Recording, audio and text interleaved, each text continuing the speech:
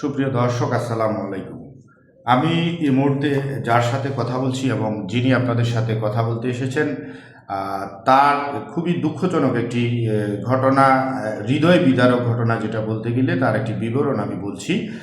ইতোমধ্যে মিরেশ্বরাই নিউজ 24 একটি নিউজ করা হয়েছিল 3 আগস্ট 2026। আমি যেটি বলতে চাচ্ছিলাম, মিরসরাইয়ে সংখ্যালঘু পরিবারের বসতঘরে হামলার অভিযোগে একটি নিউজ করা হয়েছিল, যে নিউজটি মিথ্যা কথা, এই ধরনের কোনো ঘটনা ঘটেনি। এই সমস্ত কথা বলে হিন্দু মুসলমানের ভিতরে যে একটা বৈষম্য সৃষ্টির পায়তারা চলছে, সে বিষয়ে জিনার জন্য এই নিউজটি করা হয়েছে, অভিযোগটি করা হয়েছে। আমরা সরাসরি তার সাথে কথা বলে জানার চেষ্টা করছি আদৌ আসলে ঘটনাটা কী।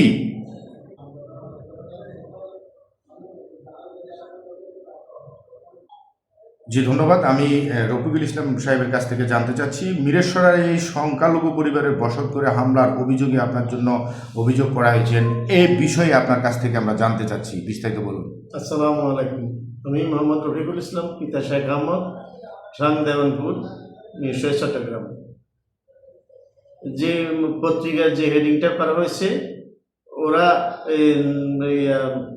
কালুনাথ, রূপালীনাথ, তার সীমান্তনাথ, তার ছেলে, তারা 1 তারিখ সন্ধ্যায় পরপরই নিজেরাই আমার বাউন্ডারি টিনের বেড়া কেটে, তারপর দরজা কেটে আমার সিসি ক্যামেরা নিয়ে গেছে। তারপরে আবার বিভিন্ন ইটপাটকে নিক্ষেপ করে এরপর দিন আবার যায় থানায় আমার জন্য অভিযোগ করার পরে আবার পত্রিকায় নিউজ করে। আমাদের এখানে এরকম আমি কোনো অবস্থাতে এই রকমের ঘটনা দেখি নাই। সে বলতেছে সংখ্যালঘুরা হামলা, এটা আমাদের একটা হিন্দু মুসলিমের ভিতরে দাঙ্গাবাজি দিয়ে ফায়দা লোটার জন্য চেষ্টা করতেছে। আমাদের এখানে এরকম কোনো ঘটনা ঘটে নাই। সে নিজে এগুলো করে আমার নামে অভিযোগ করছে। অভিযোগ করার পরে অদ্যাবধি 2টা ডেট চলে গেছে থানার থেকে, এই পর্যন্ত আমি থানাতে তাকে হাজির হইতে দেখি নাই। আমি প্রশাসনের কাছে দাবি করব, এই জিনিসের সঠিক তদন্তের মাধ্যমে একটা সুরা করা দরকার। আমি সম্মানী লোক, আমি এই জন্য কাউকে কাছে কোনো কিছু বলতে পারতেছি না। তারা যে এই লোকদের এইগুলো করতেছে, এই পায়তারা করতেছে, বিভিন্ন রকমের অপমান করতেছে, আমি এই জন্য প্রশাসনের কাছে জোর দাবি চাই তদন্তের মাধ্যমে। আমি এই যে আপনার এখানে সাক্ষী শপথ হিসাবে আমি ডকুমেন্ট নিয়ে আসছি। ছবিগুলো এইভাবে দেখান, হ্যাঁ, একটা এইভাবে দেখান। আমি দেখেন, এই যে এই মহিলা দাঁড়িয়েছে, আমার বিঘিরা বেড়া কাটছে। এই যে এই লোকটা দেখেন, এখানে লাঠি নিয়ে দাঁড়িয়ে রয়েছে। তারপরে দেখেন এই যে তার কি কি অবস্থা দেখেন। এই যে আমার টিন কেটে নিয়ে গেছে, দেখেন কি অবস্থা। তারপরে এই দেখেন আমার টিন কেটে, এই যে আমার পিলার ভেঙে, তারপরে এই যে দেখেন কি অবস্থা করছে। এই যে দেখেন এগুলো করি যাই, আবার আমার নামে মিথ্যা মামলা, মিথ্যা অভিযোগ। দেখেন আমার সিসি ক্যামেরা ছিল, সিসি ক্যামেরা নিয়ে গেছে। দেখেন এই যে এই পরিস্থিতি দেখেন।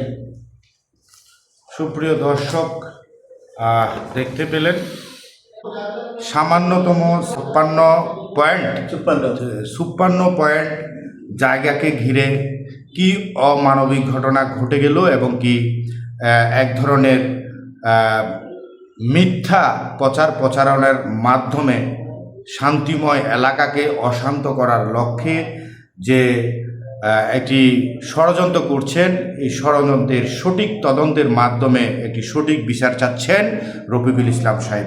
ইতোমধ্যে আমরা এই মামলার যিনি বাদী হয়ে, রফিকুল ইসলামের নামে বাদী হয়ে থানায় একটি মামলা করেছেন, সেই সুবাদে আমরা থানার যিনি আয়ু এই মামলার সাথে দায়িত্বে আছেন, আমি তার সাথেও কথা বলে যেটা জানতে পারলাম, বাদী উপস্থিত না হওয়ার কারণেই এই সমাধানটি, এই বৈঠকটি এখনো পর্যন্ত হয়নি। বাদী হয়ে 2টা ডেট সে অনুপস্থিত ছিলেন। বিবাদী ক্রমান্বয়ে আইনকে সম্মান করে বলে তিনি উপস্থিত হন। বিবাদী আনোয়ার সাহেব, তিনি একজন সরকারি কর্মকর্তা ছিলেন, বর্তমানে তিনি রিটায়ার্ড পারসন, খুবই সম্মানিত একজন পরিবারের ব্যক্তি। তিনি চান এই ঘটনার সঠিক তদন্তের মাধ্যমে যাতে একটি সমাধান হয়। আমি প্রশাসনের কাছে জোর দাবি জানাচ্ছি, আমার এই যে কাগজপত্র দেখি সঠিক সিদ্ধান্ত নিয়ে আমাকে উপকৃত করবে। আমি যে কোনো অন্যায় করতে রাজি না। আমি যদি না পাই, আমি ওইখান থেকে 1 2 আমি সরে যাব। আর যদি আমি পাই, আমার জায়গাটা সে খালি করে দিতে হবে। আমি প্রশাসনের জোর দাবি জানাচ্ছি। সুপ্রিয় দর্শক, জায়গার দলিল যার, জায়গা তার, কিন্তু জায়গা নিয়ে বিরোধের জেরে হিন্দু মুসলমানের মধ্যে একটা বিভ্রান্তিকর ঘটনার সৃষ্টি হবে, এটা আমরা কেউ কাম্য নয়, এটা আমরা কেউ আশা করছি না। আমি সকলের দৃষ্টি আকর্ষণ করছি, এটির একটি সঠিক তদন্তের মাধ্যমে একটি সমাধান হোক। আমি প্রশাসনের কাছে দৃষ্টি আকর্ষণ করে বলছি, আমার এই ব্যাপারটা নিয়ে যদি সঠিক একটা তদন্তের মাধ্যমে যদি সমাধান হয়, আমি উপকৃত হব। আমাকে দয়া করে এই কাজটা করে দেবেন।